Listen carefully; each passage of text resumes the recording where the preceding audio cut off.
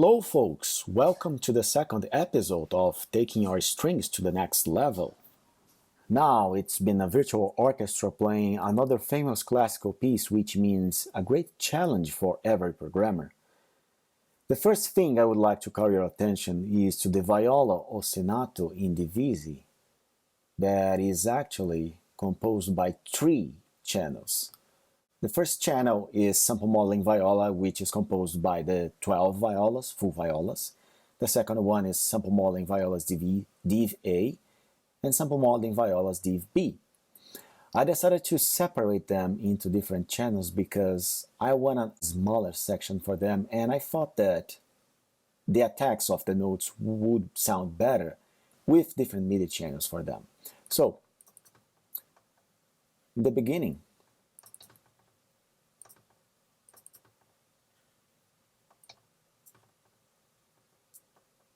there isn't anything for the full violas. And here is the first violas, divisi, smaller section. And here is divisi B, smaller section, which has been controlled by CC95. CC95 on sample modeling, you can control the amount of players. Not really the amount of players, but the size of the ensemble. They have a very specific technique that is not just several solos playing together. Okay, so the violas. Let's hear only div A first.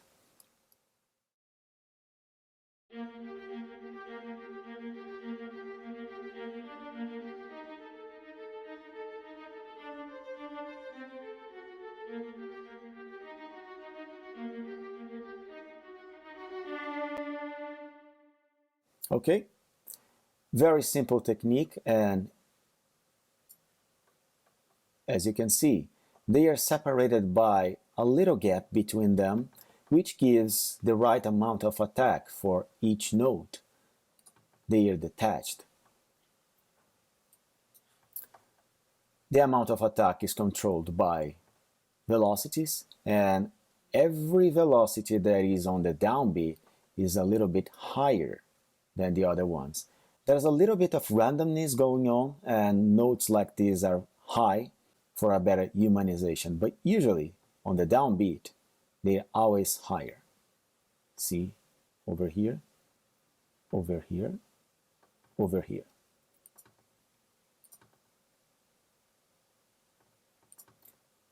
And modulation is just a straight line. They don't need expressive lines here. It's just an ostinato in short notes. And when it gets to the longer note, there's a ramp going down.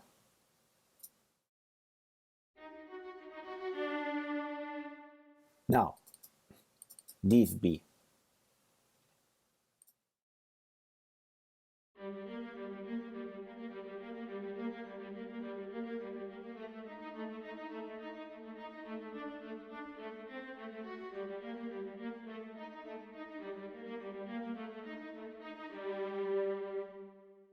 All right, both of them playing together.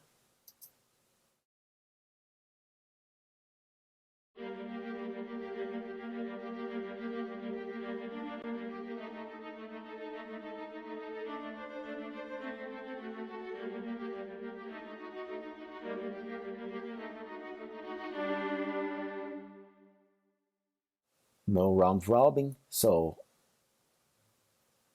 there will never be a repetition of the same sample going on. Now, going to violins 1 and 2, they represent the famous theme. And they sound like this.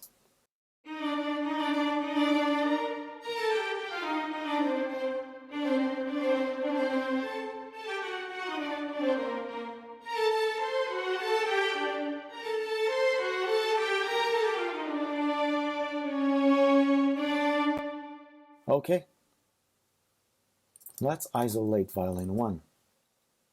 Usually, this kind of phrase is not a great challenge for a real instrument, except for the fact that it is hard to interpret this phrase. But technically speaking, there isn't anything that will give a lot of work for the real player. And What happens here is that there is a legato of a semitone going on and then a repetition of the same notes.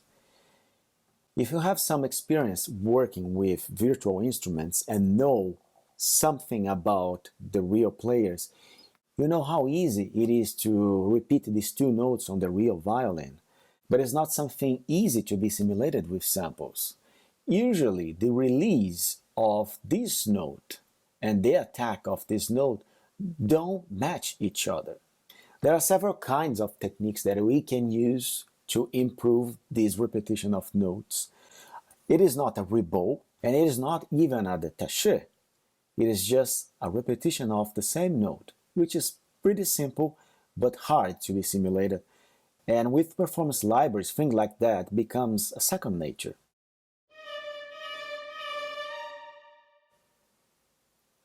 Now, it comes the second phrase, which represents legatos and non-legatos. So, what I mean?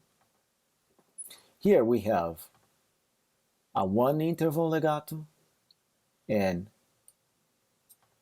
there's a little bit of gap between the notes. This is a repetition, another challenge for samples. But here, there isn't a legato, because in the original score, the composer wrote a change of bow. And it sounds like this.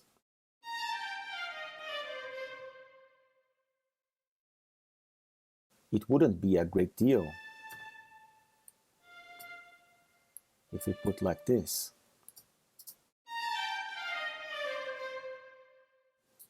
Not a big difference, but I wanted to be loyal to the original score. Still giving the sense of connection. Now, the next thing is this repetition while the woodwinds are playing the melody.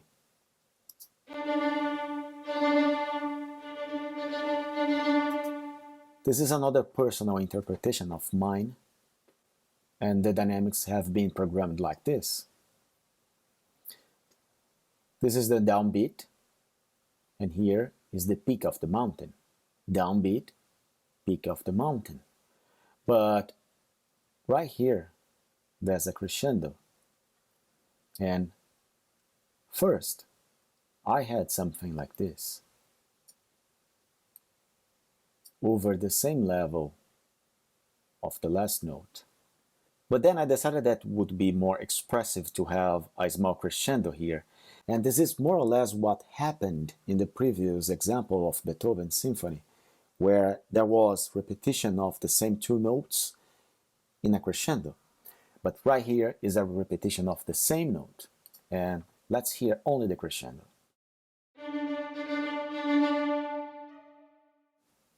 Now, with all strings playing together, they are obviously all programmed for the crescendo.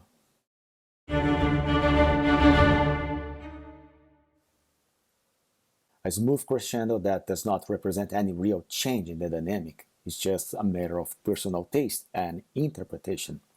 Alright, but you must have realized that I have basses and solo bass, cello, cellos, and solo cello, violas, solo viola, violins, solo violin, violins 1, solo violin.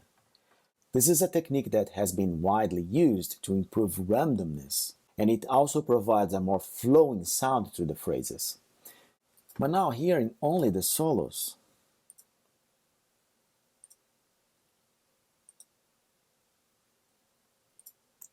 they sound like this.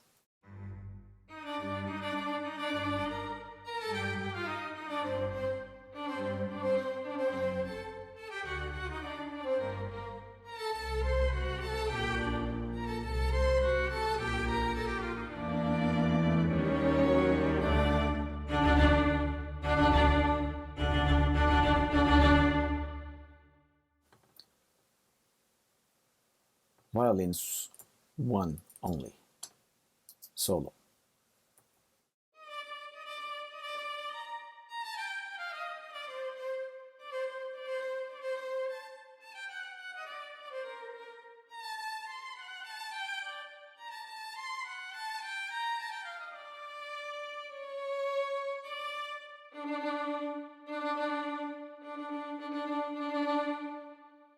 Okay, someone may think that I have just copied this MIDI region and pasted it. And in fact, I have done this. But the programming of both MIDIs are slightly different. And this is what makes the solo violin merge and integrate with the full ensemble. The full details about the differences of MIDIs will be discussed in Scoring Tools Masterclass. And last but not least, let's isolate the strings only. And here this part. Pay attention on how the release of the short phrases sound.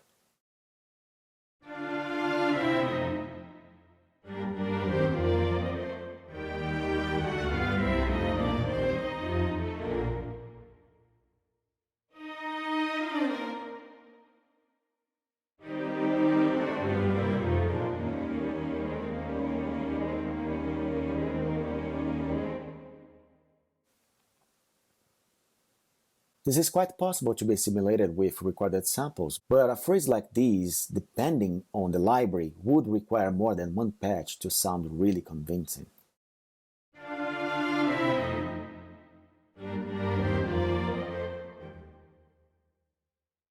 That's it, my friends. Simple Mode Strings has provided a lot of versatility to my template. All aspects discussed here would be impossible or at least very hard to be simulated on recorded samples. With a performance library where you can shape the sound at your own discretion, the interpretation of a piece becomes a reality in virtual orchestras. I particularly prefer the libraries that don't sound inspiring out of the box, but on the other hand, are capable of being shaped according to the sound that you conceived in your mind. Being inspired by a specific library is a good thing, but touching the MIDI controllers when you have already been inspired is a better thing, I think. This is one of the many aspects deeply discussed in Scoring Tools Masterclass that I am sure is very helpful for everyone that wants a better sound in the mockups. Alright, this is the end of the second free tutorial. I hope you have enjoyed it. In a few days I will be back with the third episode of Taking Your Strings to the Next Level, but this time with some film music examples. See you in the next episode. Take care. Bye.